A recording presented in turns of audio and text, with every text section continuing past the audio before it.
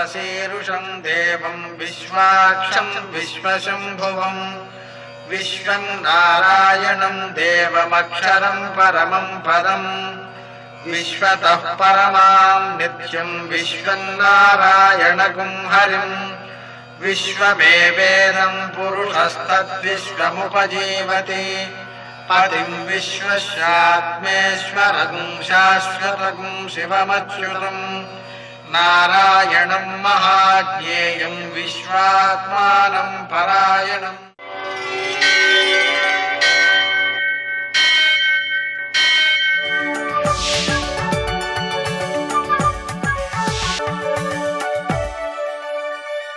सूर्यशौर्यमथेन्दुरिन्द्रपदवी सन्मङ्गलं मङ्गलम्। పద్మావతి ప్రణయలాలిత ముగ్ధదేహ శ్రీ వెంకటేశ్వరనమోచనమస్తు మహ్యం. నేటి కాలమాన విశేషాలను గమనిద్దాం. స్వస్తి శ్రీ చాంద్రమాన విజయనామ సంవత్సరం ఉత్తరాయణం హేమంత ఋతువు పుష్యమాసం కృష్ణపక్షం శనివారం. సూర్యోదయం 6:53 సూర్యాస్తమయం 5:59. తిథి విధియ మధ్యాహ్నం 3:15 వరకు. నక్షత్రం ఆశ్లేష సాయంకాలం 6:56 వరకు. వర్జం ఉదయం శేషవర్జంగా 8:12 వరకు. దుర్ముహూర్తం ఉదయం 6:53 నుంచి 8:22 వరకు. అమృతకాలం సాయంకాలం 5:09 నుంచి 6:56 వరకు. రాహుకాలం శనివారం కాబట్టి ఉదయం 9 నుంచి 10:30 వరకు. నేటి విశేషం శనివారం. వెంకటేశ్వర స్వామికి ప్రీతికరం, శంకరునికి ప్రీతికరం.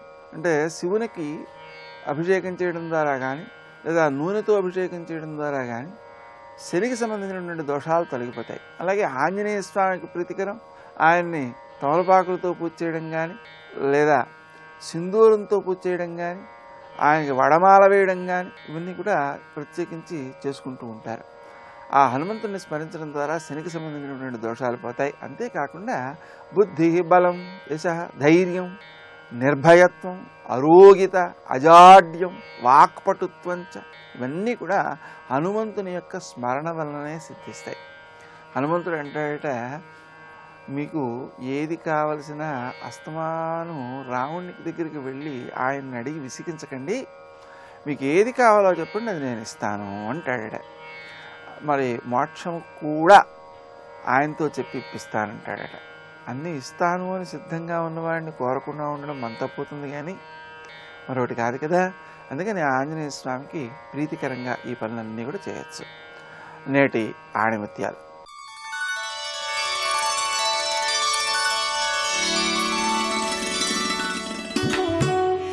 మతధర్మాలన్నింటికీ మూలమంత్రం యాగం చేయడం.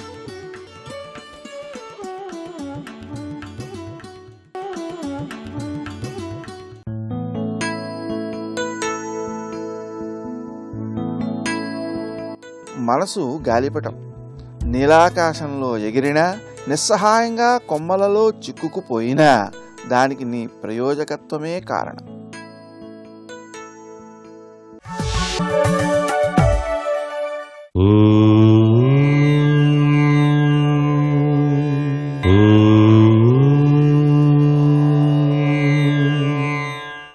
ఓం నమో నారాయణాయ. ఓం నమః శివాయ. శ్రీమాత్రేయ నమః. శనీశ్వరుడి యొక్క అనుగ్రహ కటాక్ష వీక్షణాలు ఎల్లవేళలా కూడాను ఉండటానికి శివారాధన సర్వే సర్వత్రా కూడాను మానవ జీవితానికి చక్కగా ఉపయోగపడుతుంది. ఏలినాటి శని, జన్మాంతర శని, అర్ధాష్టమ శని అని చెప్పేసి రకరకాలుగా శనిగ్రహం అంటే చాలామంది భయపడుతూ ఉంటారు. అస్సలు భయపడాల్సిన పని లేదు.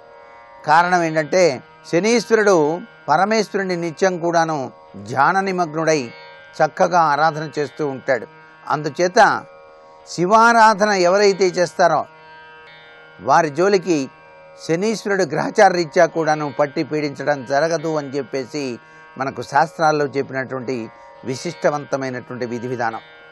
అందుచేతనే ప్రతి ఒక్క వ్యక్తి కూడాను నిత్యం నిద్ర నుంచి లేస్తూనే శివ నామాన్ని ధ్యానం చేసి ఉదయాన్నే గనక కొంత దూరం గనక నడిచినట్లయితే శని మందమతి కాబట్టి నడిచేవారి జోలికి రాను అన్నాడు. అందుచేత నడక అనేటువంటిది శని పట్టకుండా కూడాను సహకరిస్తుంది.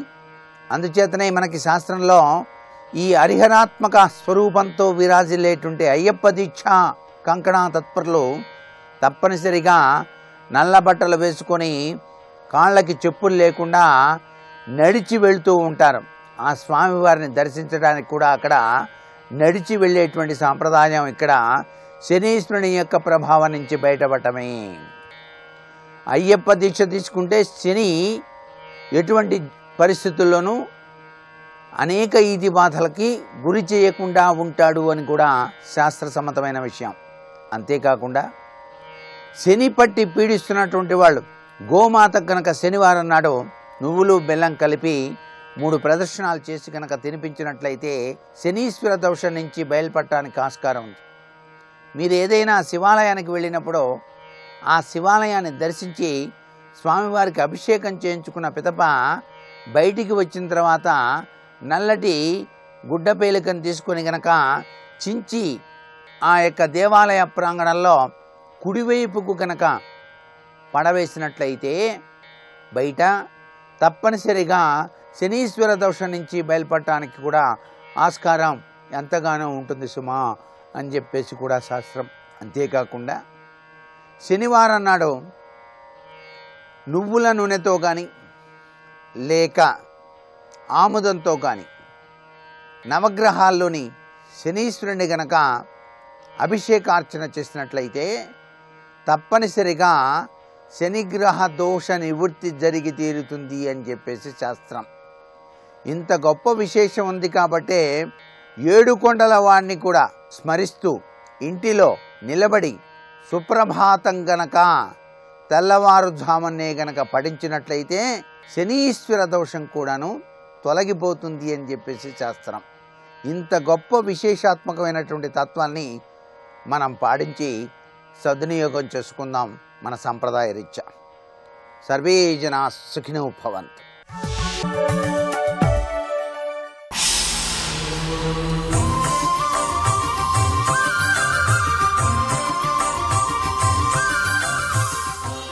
శతక సాహితీ సరస్వతికి నమస్కారం.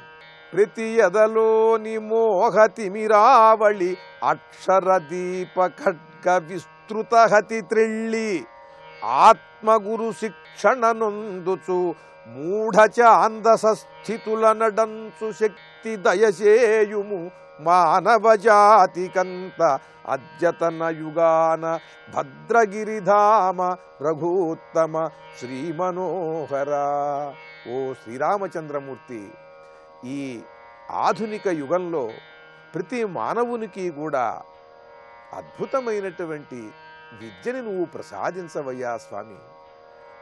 ప్రతి ఎదలోని మోహతిమిరావళి, ఈ అద్భుతమైనటువంటి విద్య అది హృదయంలో ఉండేటువంటి అజ్ఞానాంధకారాన్ని పటాపంచలు చేసేదిగా ఉండాలి.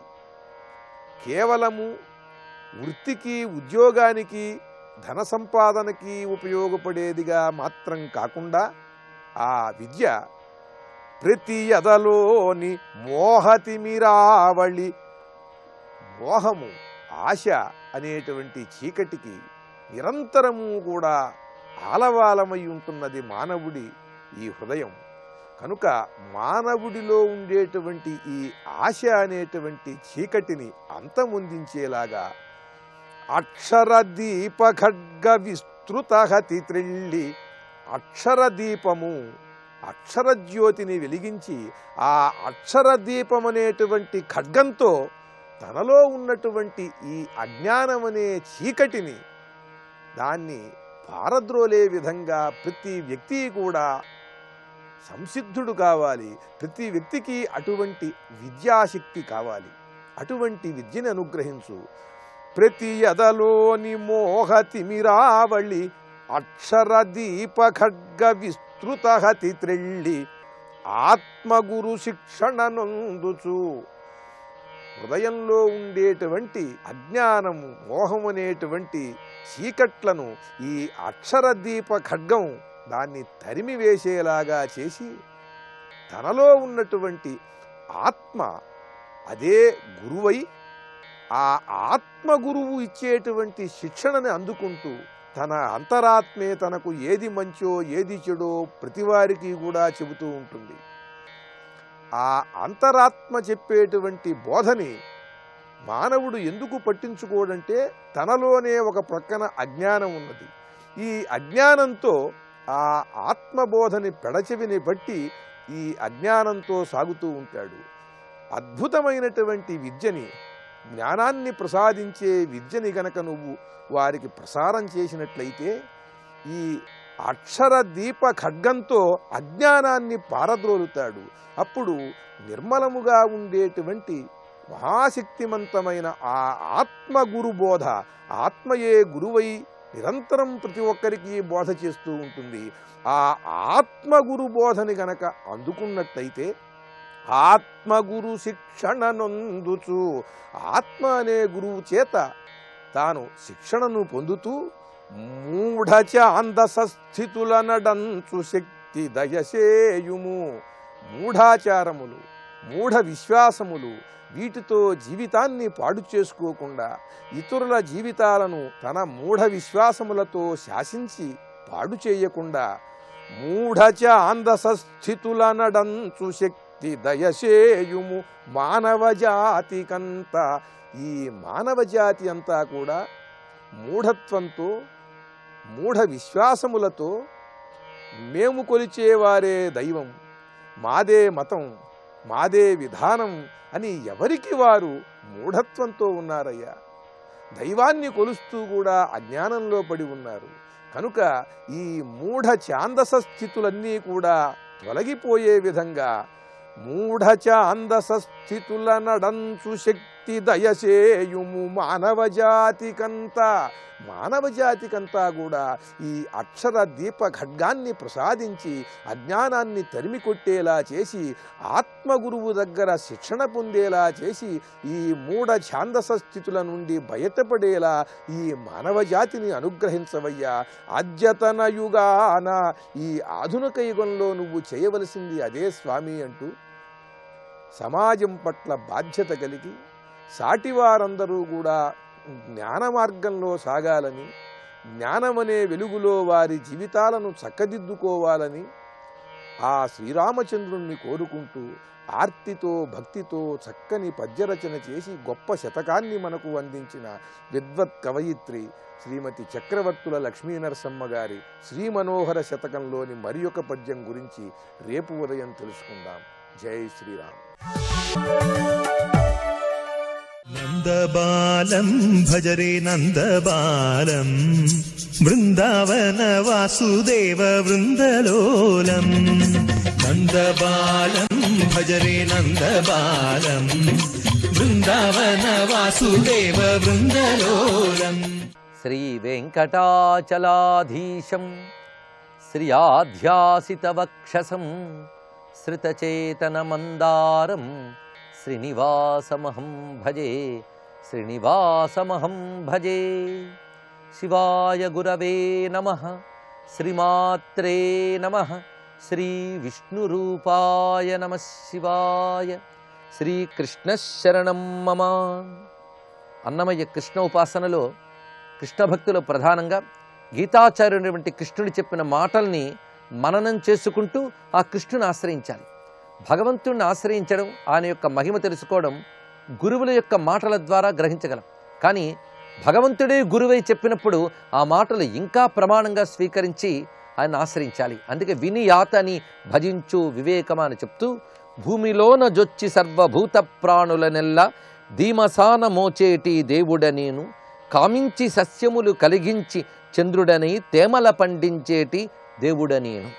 ఈ చరణంలో మొదటి భాగానికి అర్థం చెప్పుకున్నాం. ఇప్పుడు రెండో భాగానికి పుష్ణామి చౌషధి సర్వా సోమో భూత్వా రసాత్మక అని గీతా శ్లోకం దీనికి ఆధారం. కామించి సస్యములు కలిగించి, కామించి అంటే సంకల్పించి అని అర్థం. ఇక్కడ పరమాత్మ ఈ జగత్తుని అనుగ్రహించాలని సంకల్పించి ఈ జగత్తునంతటిని కూడా నడిపిస్తున్నాడు. లేకపోతే మనకి ఇవన్నీ లభిస్తాయా? ఆయన అనుకోకపోతే ఇవి లభించవు. అందుకే మన సంకల్పాలు కాదు పనిచేస్తున్నది, పరమాత్మ సంకల్పమే లోకంలో పనిచేస్తున్నది. తన్మే మనఃశివ సంకల్పమస్తు. అటువంటి పరమేశ్వర సంకల్పమే శివ సంకల్పం.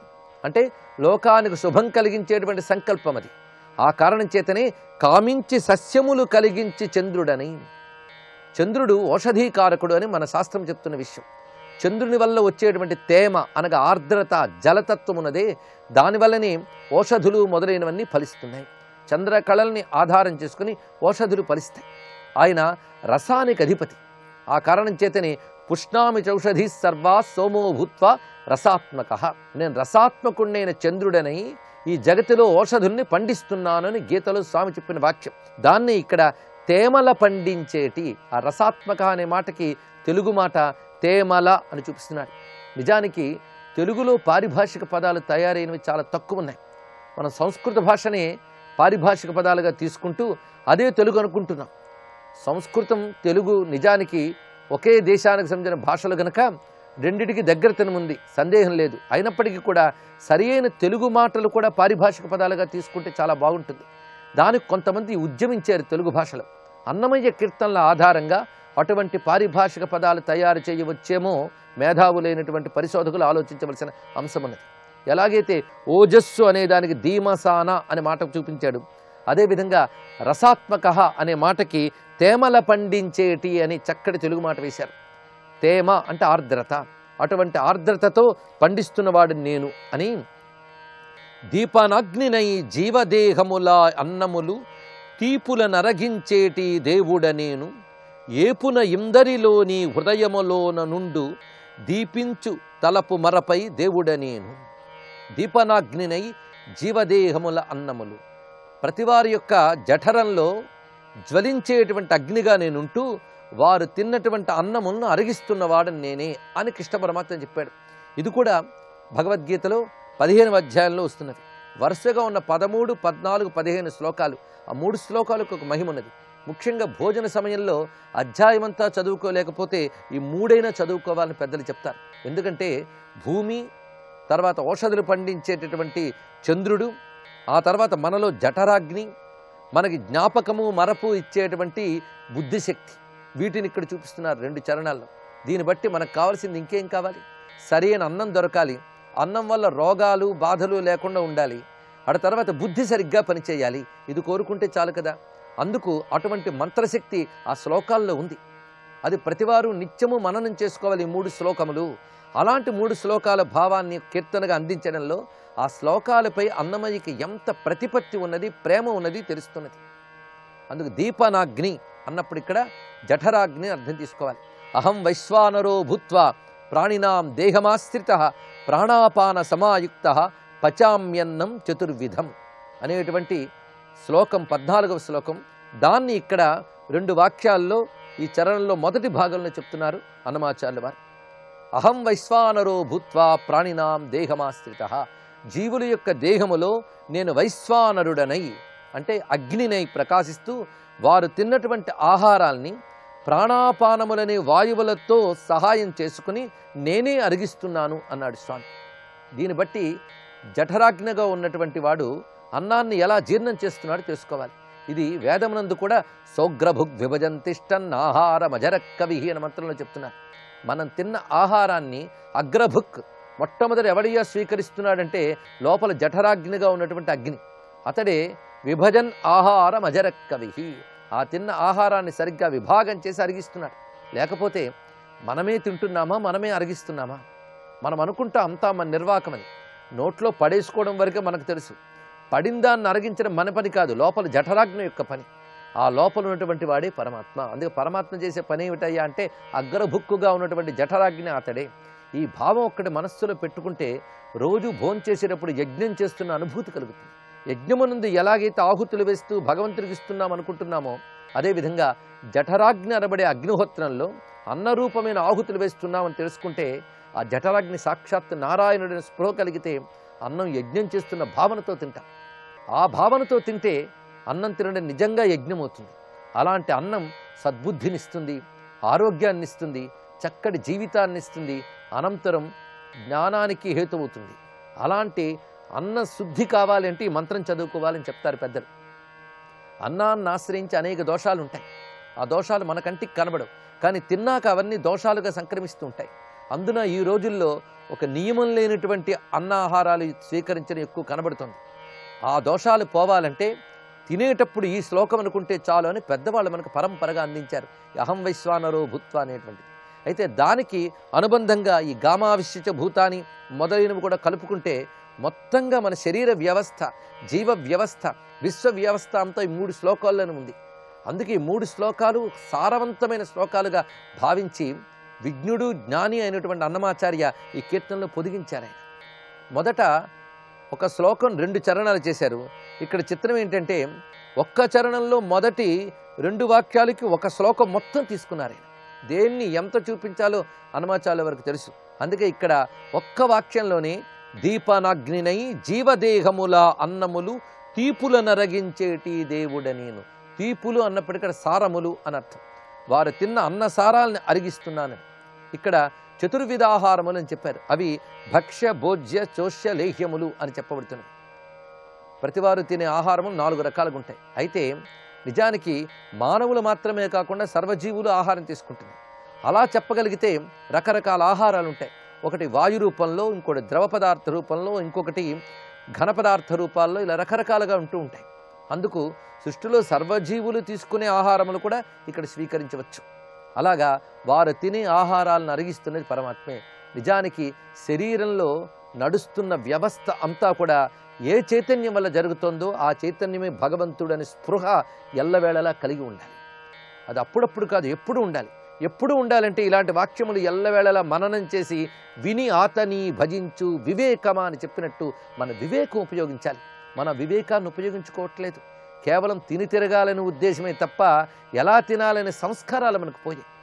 అదృష్టవశాత్తు భారతీయ ఋషులు ఆ సంస్కారాలు అందించారు మనకి. ఇలాంటి దేశంలో ఇంత సంస్కారవంతమైన జ్ఞానం ఉన్నటువంటి భూమిలో పుట్టి కూడా మనం తెలుసుకోకుండా జీవిస్తున్నామంటే అది దురదృష్టకరమే. ఇప్పుడు అన్నమయ్య మనదైన ఋషులిచ్చిన విజ్ఞానాన్ని, సాక్షాత్ భగవానుడే చెప్పినటువంటి ఉపదేశాన్ని ఈ కీర్తనలు ఇంత చక్కగా అందిస్తున్నారు. ఏపున ఇందరిలోని హృదయములోన నుండు దీపించు తలపు మరపై దేవుడ నేను. ఇక్కడ కొన్ని పాఠాంతరాల్లో హృదయములోన నుండు అని ఉన్నది, కొన్ని చోట్ల హృదయములోన నుండు ఉన్నది. ఏది స్వీకరించినా పర్వాలేదు. ఏపున అంటే పరిపూర్ణముగా అని అర్థం. ఇక్కడ నిండుగా, పరిపూర్ణముగా అని అర్థం. ఏపున ఇందరిలోని హృదయములోన నుండు.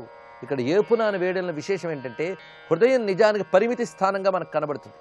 పరిమితి అయిన హృదయంలో పరమాత్మ ఉన్నాడంటే ఆయన కూడా పరిమితుడు అనుకునే అవకాశం ఉంది. కానీ ఆయన పరిపూర్ణుడు, పరిమితుడు కాడు అని చెప్పడం కోసమే ఏపున అన్నారు. ఇక్కడ ఇందరిలోన హృదయములోన, ప్రతి వారి యొక్క హృదయంలో నేను ఉంటూ దీపించు తలపు మరపై దేవుడ నేను. వారికి తలపు మరపు కూడా నేనే అవుతున్నాను అన్నారు. ఇక్కడ ఇది కూడా భావించవలసిన గొప్ప విషయం. ఇది సరిగ్గా 15వ అధ్యాయంలో చెప్తున్నారు. సర్వస్య చాహం హృది సన్నివిష్టో మత్త స్మృతి జ్ఞానమపోహనంచ. ఆ వాక్యము ఇక్కడ తెలుగులో చెప్పారు. ఇక్కడ అందరి హృదయంలో ఉంటూ తలపు మరపై. ఇక్కడ ఈ శ్లోకానికి అర్థం చెప్పుకుంటే అన్నమయ్య చూపించిన అందమైన తెలుగు మరింత అద్భుతంగా కనిపిస్తుంది. సర్వస్య చాహం హృది సన్నివిష్టో, ప్రతివారి హృదయంలో ఉన్న నా వల్లనే మత్త స్మృతి జ్ఞానం అపోహనంచ. నా వల్లనే స్మృతి అంటే గుర్తు రావడం అనేది, అదేవిధంగా మర్చిపోవడం అనేది జరుగుతుంటుంది. అంటే పరమాత్మ చైతన్యం మన హృదయంలో ఉంది. ఆయన యొక్క ప్రేరణ చేతనే బుద్ధికి తలపు మరపు రెండూ కలుగుతాయి.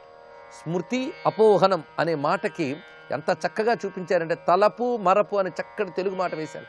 స్మృతికి తెలుగు మాట తలపు, అలాగే మరచిపోవడానికి మరపు అని చూపించి తలపు మరపు ఈ రెండు ఎవరి వల్ల కలుగుతున్నాయి? ఒక్కొక్కసారి ఎంతో గుర్తుపెట్టుకుందాం అనుకుంటాం, సమయానికి గుర్తురాదు. ఎంత గింజుకున్నా గుర్తురాదు. దేనివల్ల? ఒక సైంటిస్ట్ని అడిగితే మెమొరీ సెల్స్ ఏదో చెప్తారు, కానీ ఆ సెల్స్ రూప చైతన్యం ఎవరిస్తున్నారు? ఇది ఆలోచించవలసింది. కొన్ని పనికిమాలవన్నీ గుర్తొస్తుంటే అవసరమైన మర్చిపోతూ ఉంటాం. అందుకు ఎవరివన్నీ చేస్తున్నారంటే వారి వారి యొక్క పూర్వజన్మ సంస్కారములను అనుసరించి పరమాత్మే ప్రేరణ చేస్తున్నాడు. ఇదే ధియోయోన ప్రచోదయాత్ అనేటువంటి గాయత్రి మంత్రార్థం కూడా ఇందులో ఉన్నది. బుద్ధికి ప్రేరణ కలిగించేటువంటి ఆత్మరూప చైతన్యమే మన హృదయంలో ఉన్నది. వారి వారి సంస్కారాలకు అనుగుణంగా ప్రేరణ చేస్తున్నాడు. అయితే ఈ శ్లోకం కూడా నిరంతరం ధ్యానం చేసుకోవాల్సిన శ్లోకం. ఎందుచేతను అనేది రేపు తెలుసుకుందాం. దీనిలో ఉన్న మంత్రశక్తిని గ్రహిద్దాం. సర్వం శ్రీకృష్ణ చరణారవిందార్పణమస్తు.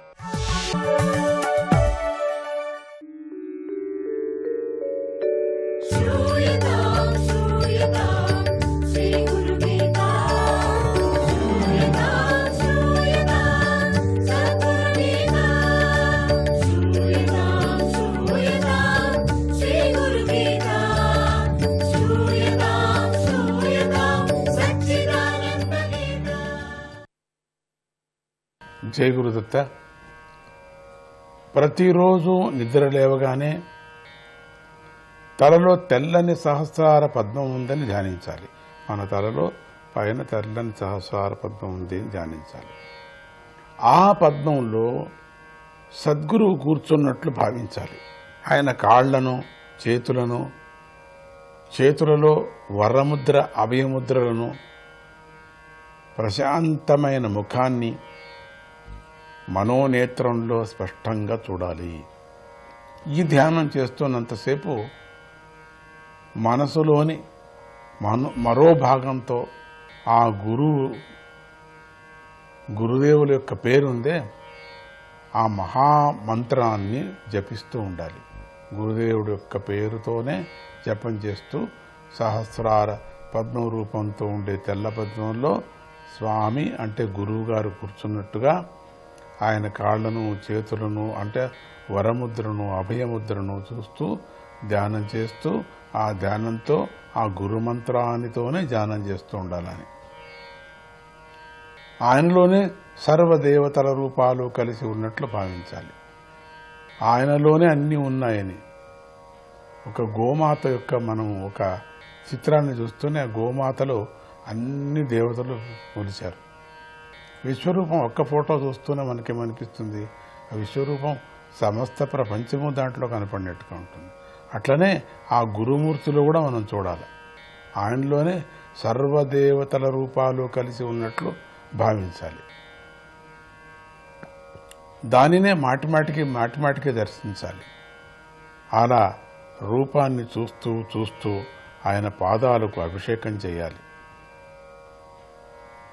ఆ స్వచ్ఛమైన అభిషేక జలం నీ తల మీద ప్రవహిస్తున్నట్లుగా, పైనుంచి కింది వరకు వస్తున్నట్లుగా, ఆ ప్రవాహం వల్ల బయట యొక్క మాలిన్యాలు, లోపలి మాలిన్యాలు పోతున్నట్లు భావించాలి.